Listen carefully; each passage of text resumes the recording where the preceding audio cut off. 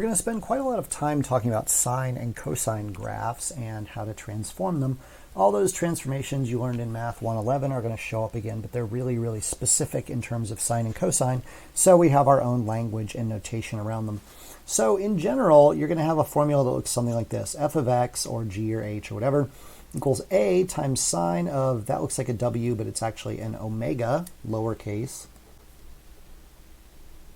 times x, the variable, which we often use theta as the angle, but when we go ahead and type these into Desmos, x is much easier to type in than theta, so we'll just use x, minus c, in parentheses, plus k. You can also phrase this the other way, which you may or may not remember, is just by factoring out the omega from the inside of the sine function, you end up with this. And just check that that works out, because if you distribute the omega, you get omega x, multiply it by that, the omegas would cancel out, and you just get c.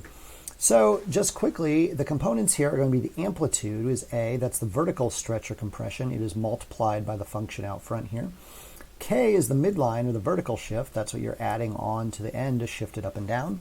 Omega is your period constant, which relates to the horizontal stretch or compression. But note, omega is not the period itself. The period is going to be the letter capital T. They are related. We'll look at that in a couple videos. C is called the phase shift, which is very specific in sine and cosine. It's related to the horizontal shift. That gets a little complicated. We'll see that soon too. And then capital C over omega is the actual horizontal shift that shows up in the graph. The best way to understand any of this is simply to type it in. So we go here, if you know this site, desmos.com/calculator, and we can just type this in. Now, this is a nice site because you could just type this in exactly as appears here. I had to use a W because I didn't want to type in lowercase omega. I'm not even sure if that works. But look, now when you just type in letters like A, W, C, and K, it asks you to add sliders. So go ahead and add sliders for all of them. So the easiest thing to do as an overview is just play around with these. Here, your amplitude, here's your vertical stretch and compression, which you notice is also, if it's negative, your horizontal reflection.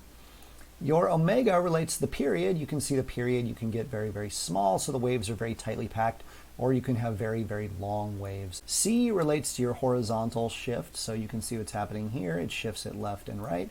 And K is your vertical shift, so that shifts it up and down. And of course, if you're in Desmos, the fun thing you can do is just animate all of these to go at once.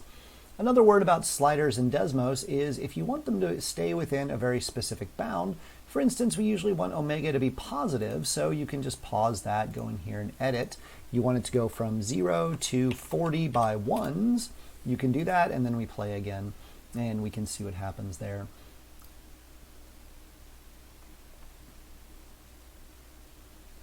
So this is going to be an invaluable tool as we proceed. We'll look at all of these on the side here algebraically in terms of formulas, and then we'll see the effects on their graphs over here.